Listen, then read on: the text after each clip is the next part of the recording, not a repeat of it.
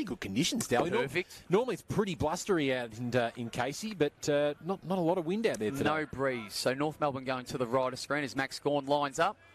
And going up against, looks like it will be Coleman Jones for his first opportunity in the new colours. Going to the left of screen. And also Hugh Green with the number 18 there, the former Sun. Straight in next to Clayton Oliver. Two tackling machines. Very much so. So underway this practice match between the D's and the Kangaroos. Gawn decisively won the tap down. Pickett starting at the centre bounce as well.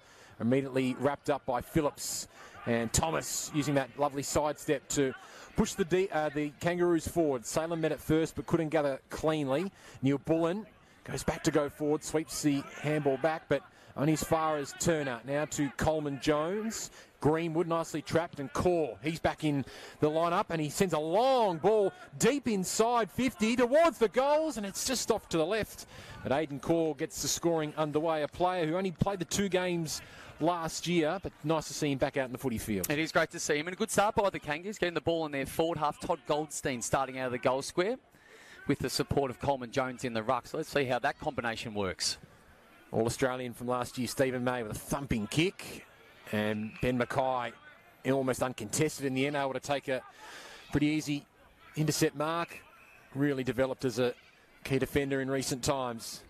Sends it inside the arc. Gawn is there again, so playing kick to kick there, the ruckman.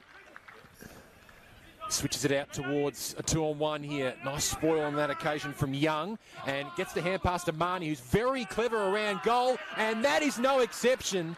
Jack Marnie with a lovely snap. Our first goal of the game goes to the 20-year-old who's really starting to cement his spot in this North Melbourne senior lineup. Oh, what a lovely finish. So Max Gawn rolling behind the football as it was turned over on centre wing. And already you can see the D's trying to get to the edge. So they want to have players on the outside. I'm watching Brayshaw on the wing and their half forwards coming up to get that switch kick on the outside. But that was really, really well read by the Kangas as they go back inside forward 50, and a lovely finish from a young man. And you look at areas that the Kangas can improve, it's this youth, Benny. You've got to find some moments for these young guys. That's a fantastic start by Marnie. So Marnie gets the first goal of the game. Horn Francis has started almost in forward pocket. He's working with Goldstein and Nick Larkey deep inside forward 50, but no doubt we'll see Horn Francis have a run on the ball at some stage today. Back in the middle, Coleman Jones and Gawn. And Petrarca tries to burst his way through, but again, Thomas is there to trap it. Nicely played. Greenwood again involved early. Kick, though, chopped off by Neil Bullen, and the D's can go forward for the first time today. Neil Bullen able to get around his opponent and give them their first inside 50 entry. Ben Brown presents. Crashed the pack, couldn't take it cleanly. Decent numbers around the ball, including Pickett. Mackay wrapped up by Brown. Really hot and tough stuff early as the Roos cleared danger, but only momentarily. It's gone out of bounds in the full. Well, someone needs to tell Jack Siebel that it's just a practice match and we're warming into it. But that's what you love about that guy. He's unconditional, goes back with the flight of the football, intercepts what would have been a Ben Brown mark. Rivers will give the D's another entry. Brown caught behind this time. Walker almost could have marked it himself. It's gone to Sparrow. The Langdon who's wearing the long sleeves on a February outing towards the hot spot here. Brown brought it to ground. Chandler, who really impressed this time last year in a trial match against the Tigers. But he's caught holding the ball on this occasion, and the Roos can repel from deep in defence. And the captain involved once again, Jack Siebel. Deeps have done well to roll up in line with the football, giving no overlap for the Kangas. Therefore, Siebel's going to have to go long to the far side.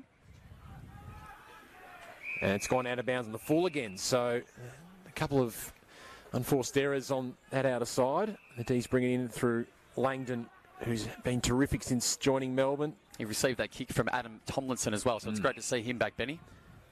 Yeah, it is. Did an ACL round 7 last year against the Kangaroos. So his first competitive match back against a rival side. As Spargo sends it inside 50. Brown presents, got hands to the ball. Gawn doing the crumbing. Able to feed out the hairball. No clean pickup from either side. Josh Walker happy to wrap it up. So I'm not great with maths, Ben, but that means he's had a relatively quick return to football, Tomlinson. Yeah. He did it in round 7 last year. April, I want to say, late April. Yep.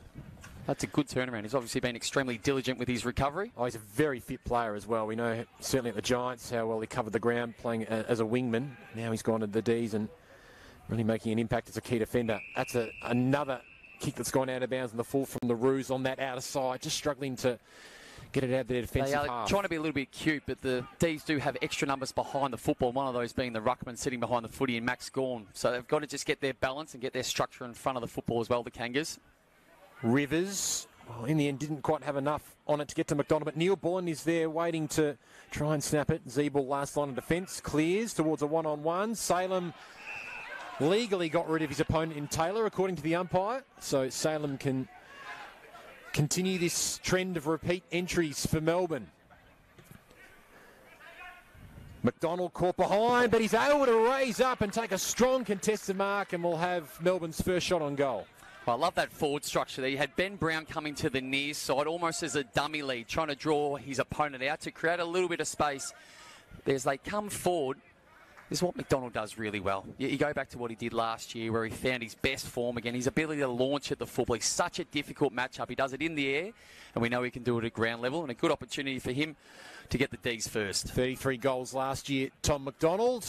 Normally a beautiful kick, and that's no exception. So the D's, after numerous inside 50 opportunities, able to get their first goal, and it comes through Tom McDonald, who was taken in the draft, pick 53 back in 2010, and he's continued to be a great servant for this footy club. Well, it's a great credit to the coaching staff of the D's as we reflect on last year, because it wasn't that long ago, being 2 years ago, Ben, there was a lot of people, including people at the D's, that were concerned about where he was as a player. Yep. You know, they tried him across the half-back line. We know he is so versatile and can play multiple positions.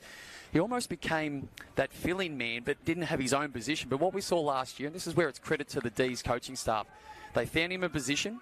They worked a system around him, including some of the other forwards. It just worked beautifully last year, and that's a great start. So Horn Francis is in this centre bounce. He's next to Clayton Oliver as well. Jackson taking the ruck against Coleman Jones. Petrarca attacked it hard. He had Powell for company. Oliver slips the Horn Francis tackle. Able to get it to Petrarca, to Harms. The D's linking up via hands. Jackson and Jordan. Jordan gets there first and sends it deep. It's Brown and Gawn. Brown able to bring it to ground. Crumbed here by Hayden. And copped a high tackle from Clayton Oliver, so the Roos can breathe a sigh of relief here. D's are doing really well to get on the outside of the Kangas. The slip tackle from Horn Francis to start, that allows the D's to get that overlap handball.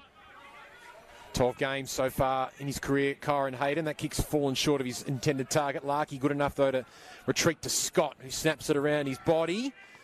Coleman Jones and Jackson go to work. There's a holding free kick by the non-controlling umpire paid, and it's going to go the way of the Roos. And Stevenson, while he waited for his teammate to run past in Lazaro, didn't quite get there in the end. Very clean there, or almost there from Greenwood.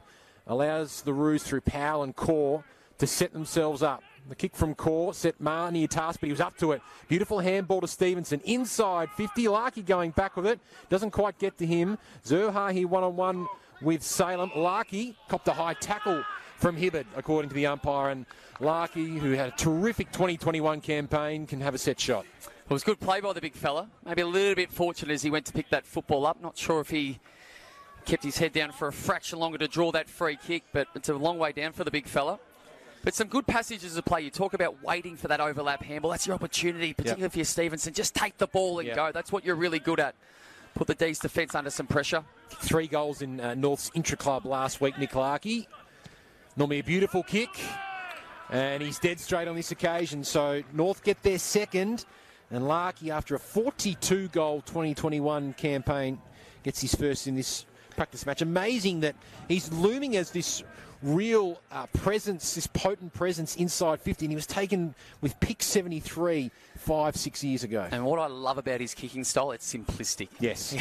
For any young man or boy or girl watching this at home, just have a look at Nick Larkey's style. There's no fuss about it. He walks directly towards his target, points that toe, follows through after the kick, and he gets the desired result. That was a very impressive. Those numbers surprised me a little bit, Ben, given how tough it was for the Kangas over the last year or two, but it's a nice start. Gives them a good option up forward.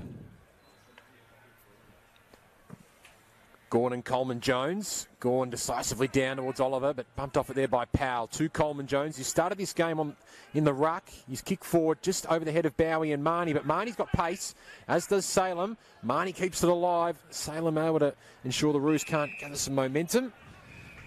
There's a high free kick going the way of Salem, deep in the back pocket.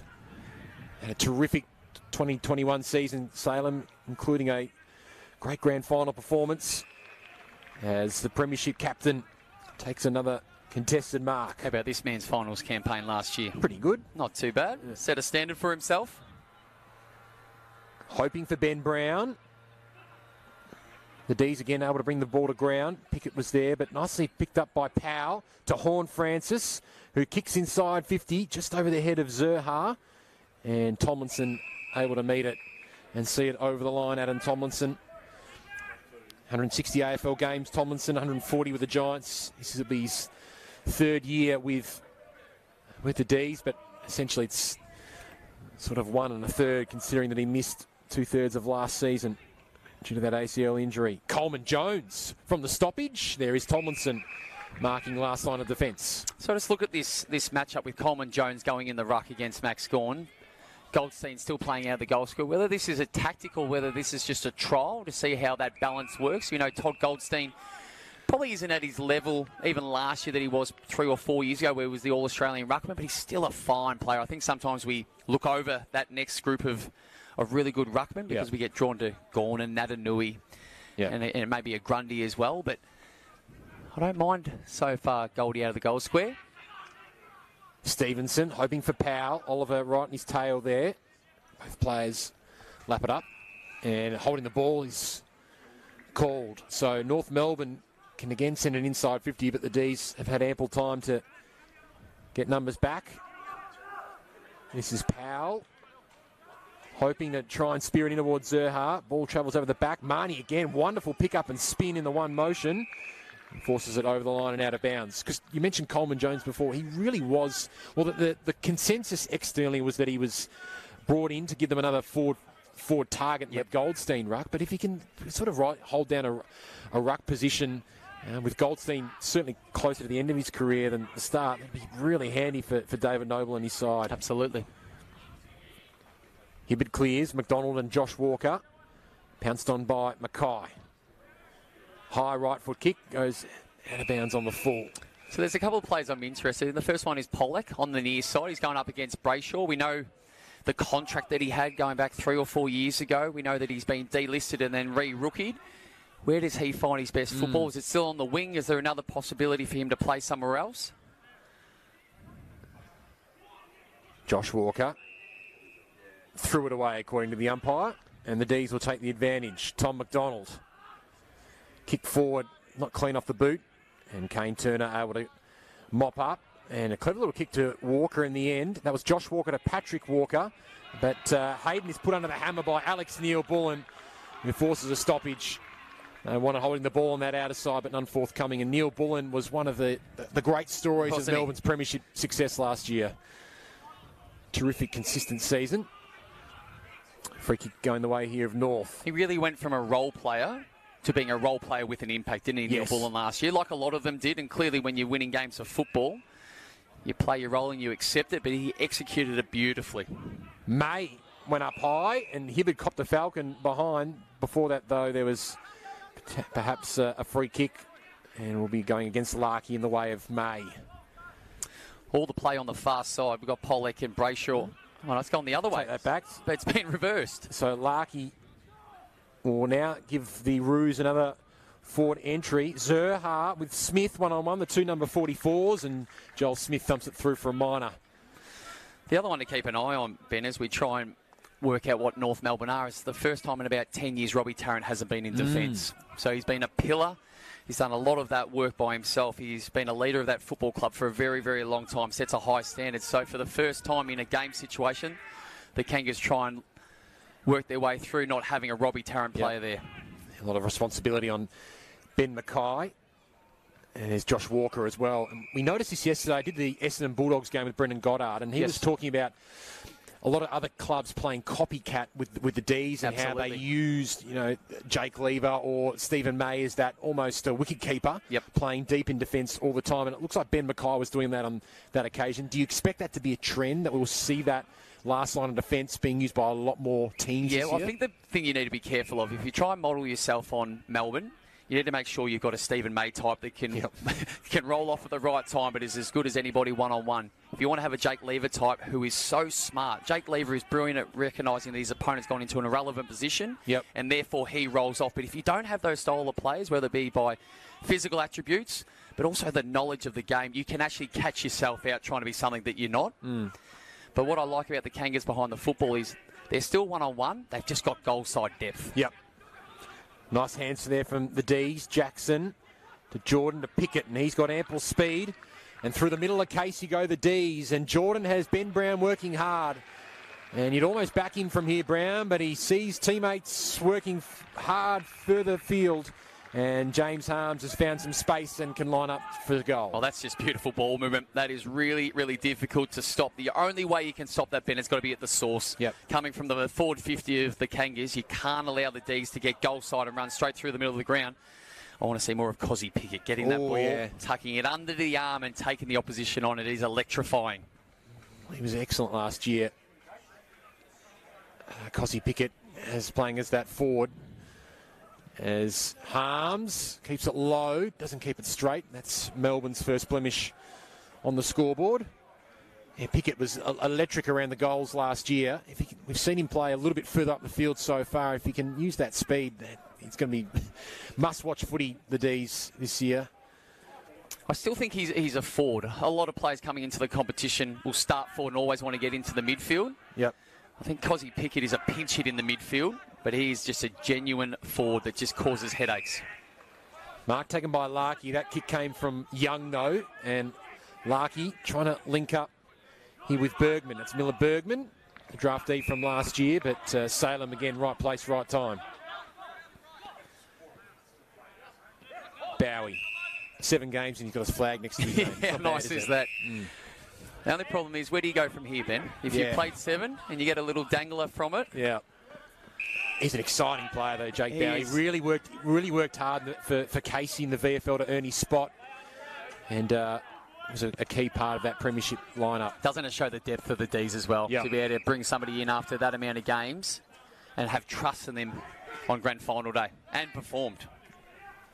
Zeeble wins the free kick for North. He's going to switch the ball towards some open space. Taken here by Patrick Walker. And Stevenson's found some grass and athletically marks and in one motion plays on and kicks, hoping for Marnie, but May talked about how he's able to read the ball, come for his opponent at the right time. That was on display there. Langdon in front of a pretty healthy crowd, it has to be said, in Casey today. Clearly no one works on a Thursday morning. No. If you're not, if you've got KO Sports on in the background, nice to have your company. Gorn with another contested mark. Very open Melbourne forward 50. And tracking back with it is Jackson. Got hands to the ball. Harms was there as well to try and create some forward half pressure. Scott rushes a kick away. Langdon able to bump Patrick Walker off the ball and put it towards the full forward area. Ben Brown underneath. Harms waiting for the crumb. Thomas and Spargo fight for the ball. Umpire will ball it up in a dangerous spot here for the North Melbourne defence. So we spoke pre-game, coming up to the 18-minute mark of this first quarter, about North Melbourne competing. That needed to be the cornerstone of their game today. They needed to be able to go head-to-head, shoulder-to-shoulder, particularly around these stoppages. They've held their own so far. Sparrow to Chandler, who wanted to get on his left foot there. Zeeble waiting to mop up the mess. On the left, that's a good kick as well. Patrick Walker involved again. Powell sends it towards absolutely no one. And that is May mopping up. Just a reminder, no Jake Lever today. Just a minor ankle roll last week. Just taking this game off. Bowie caught one high. But umpire didn't see it. So it'll be tossed back in right in front of that scoreboard, which reads North Melbourne leading by 7 points. That's a perfect example of that forward structure. So the forwards of North Melbourne are all retreating back, trying to do the right thing to try and help their defence. But as a result, the consequence is you don't have any representation for the football. The D's are just sitting there waiting. Young turned it over via hand, and the D's can pounce. Bowie, beautiful handball from Sparrow to Petrarca. The superstar goes long inside 50. Ben Brown got a kind bounce in the half volley. Back to Spargo with the outside of the boot, hoping for Harms. Couldn't find it in the end. Jackson tries to keep the ball alive inside 50. Zeeble makes it somebody else's issue. And a good contest there from the Roos to bring the ball to ground and set Stevenson away. He's got a speedster behind him, though, in Langdon. So Stevenson was brought down in the end. That affected the kick. And that defensive effort from Langdon brings a round of applause from the fans as Smith sees it out of bounds. It's a great chase from Langdon. Anybody else, Stevenson was off and not going to be caught, but he realised he could feel the pressure coming from behind. Just those little things allow the defenders behind the football just to get set, to take proactive position, and to force the Kangas a little bit wider. It's a 25-minute flat quarters reminder, so just over 5 minutes remaining. Gawn torps it out of the stoppage, but Ben Mackay waiting to intercept Mark there. Short to Powell, who's found a bit of the ball. Very impressive first season from the South Australian junior last year. Got big high hopes on Powell. He's done some really nice things in his short career so far. Josh Walker brought it to ground along with Mackay. Hemble from Turner to Phillips to Scott. You want to switch it towards the outer wing here. Patrick Walker under pressure from Brayshaw, but did well to get the hand pass away. Bergman can't quite slip the tackle. Marnie back to Patrick Walker, and they can assess from here. It's a very congested forward line. Larkey tried to grab it. Coleman Jones also got hands to it. Coleman Jones follows it up to Marnie. Handball just overshot his target there in Taylor, and the D's can rebound through Oliver. Best and fairest in a premiership year last year. Clayton Oliver, All-Australian as well. Nice kick as well to find Spargo on that occasion. And that's an area of his game, Benny. Hit the nail on the head. His kicking had improved out of sight last year. There were some suggestions that he needed to handball the ball more because his kicking wasn't up to standard. Well, not only did he bring teammates into the game with his handball, but his kicking improved. Yes. Oh, big hit there from Salem on Goldstein. High free kick will be going the way of North Melbourne. I'll be coming back to Larkey. Larkey it is. Yeah. Siebel calls for calm. So they're getting enough inside 50s, the Kangas, but as you can see in front of the football, the D's are getting numbers behind the footy. They've got 3 extra defenders at the moment. Polek will want his left. He goes towards a 2-on-2. Taron Thomas was there. Got hands to the footy.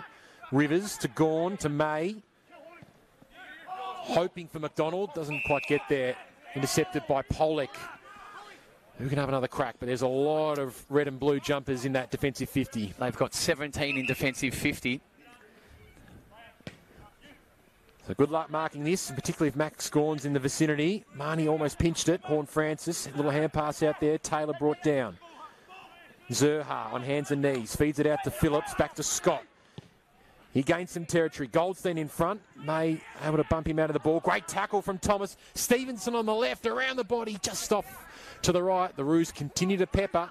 It's 5 scoring shots to 2 in this first quarter. I'm not sure if Simon Goodwin will be thrilled by the style of football that the D's are playing. They've got extra numbers behind the football. They're not coming forward and trying to play the game in their forward half. They're happy to retreat and be defending. 22 and a half gone in this first quarter.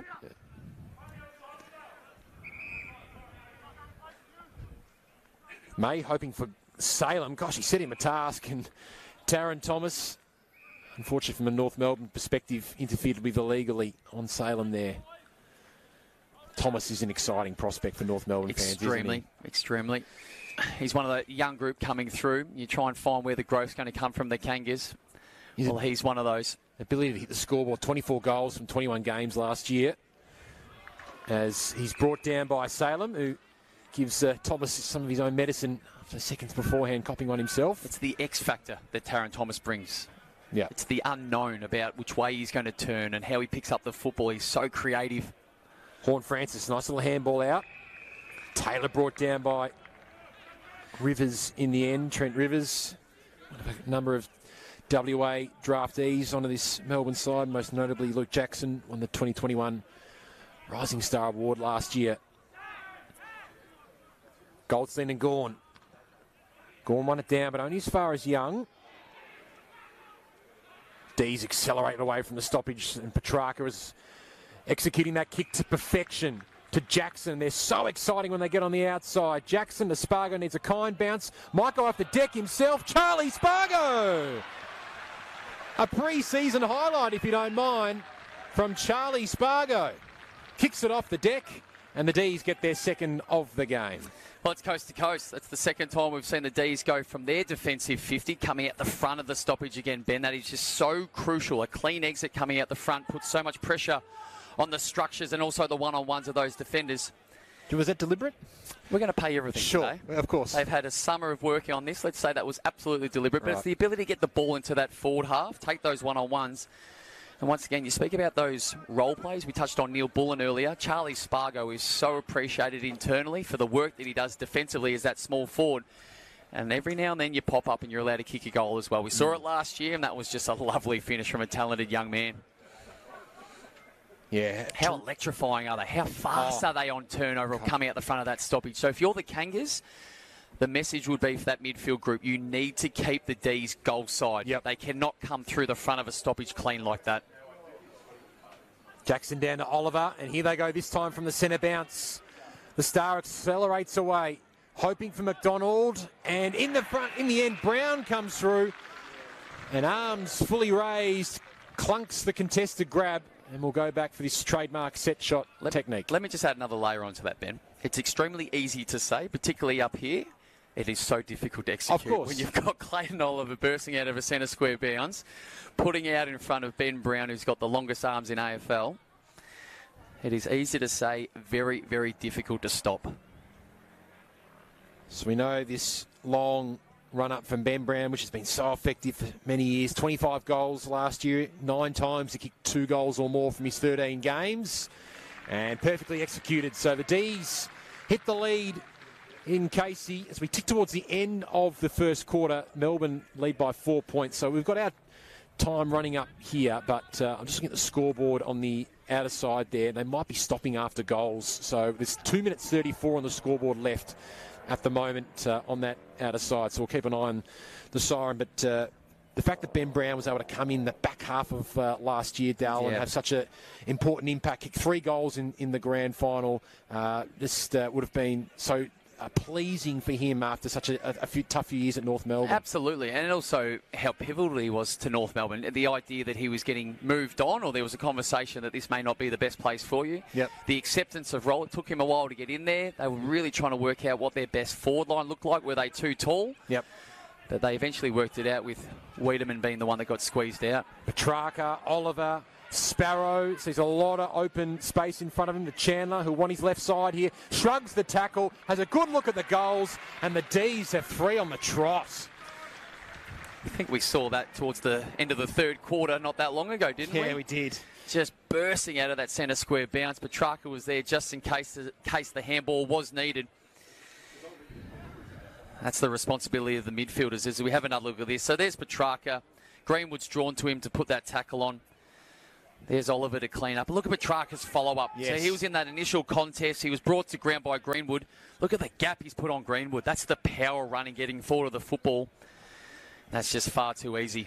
Far too easy. This is the thing. Petrarca's only 26 years of age. Oliver's only 24. There's a lot of great footy left in this Melbourne midfield. Yeah, which is it's scary for the rest of the competition, isn't it? Yeah. I'll ask this question later. We're going to have this conversation for both clubs. Who improved? Yep. Now, clearly for the D's, it doesn't need to be huge improvement. They did that last year, but the competition's still looking at them. They're going to be challenged multiple times. Who needs to improve for the D's to go back-to-back?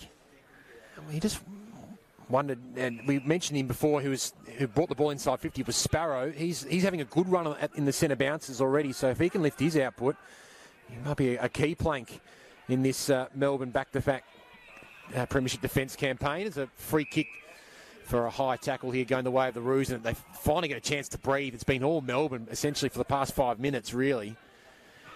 And Zeeble has core tucked up on the boundary line. So the Roos kicked 2 of the first 3 goals of the game, but Melbourne have kicked the last 3 themselves. Core towards Coleman, Jones and Goldstein. Unrealistic sprawling attempt there from May will give Goldstein a chance to send the Roos inside 50 the first time in a while. We'll use the left foot here of Polek, who gets around Petrarca, gets around Brayshaw, goes back to Goldstein, who can't quite escape the grasp of Petrarca. And this Demons defence is hungry. And they swarm forward once again. Brown, Oliver, can't get around Taron Thomas. He may have got boot to ball there, but umpire says holding the ball nonetheless. What a brilliant tackle. What great transition from Taron Thomas. They'd overpossessed the football on the near side, trying to get that overlap handball with Goldstein and Polak. He's just favouring his left hand a little bit here. Hopefully just a dislocated finger by the look of it as he comes to the bench. Harms waiting to come on. In the meantime, yeah, that's a dislocated finger. Thomas goes inside 50. Stevenson waiting for the crumb. Back to Phillips, to Polak.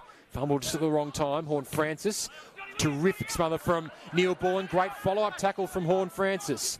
Stevenson goes short and finds Zeeble.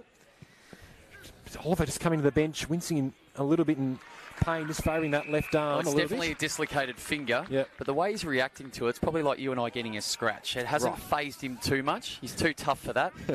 He'll have that strapped up and he'll go straight back on. Yeah, if there is any risk, obviously, that Diesel will not be taking any of that 20 days before their round one encounter against the Western Bulldogs. Bowie. Roosevelt holding the ball, unforthcoming. That is quarter time at Casey Fields. The Roos had a really promising start, but then the Demons just flexed their muscle a little bit late in that quarter. 3 goals on the trot has given them a 10-point advantage at the first change. Melbourne 4-1-25, North Melbourne 2-3-15. Great to have you with us wherever you're watching on KO Sports. It's quarter time in this practice match between the D's and the Roos. We'll take a short break. And on the other side, we'll have expert analysis from Nick Del Santo and second quarter action in just a few moments.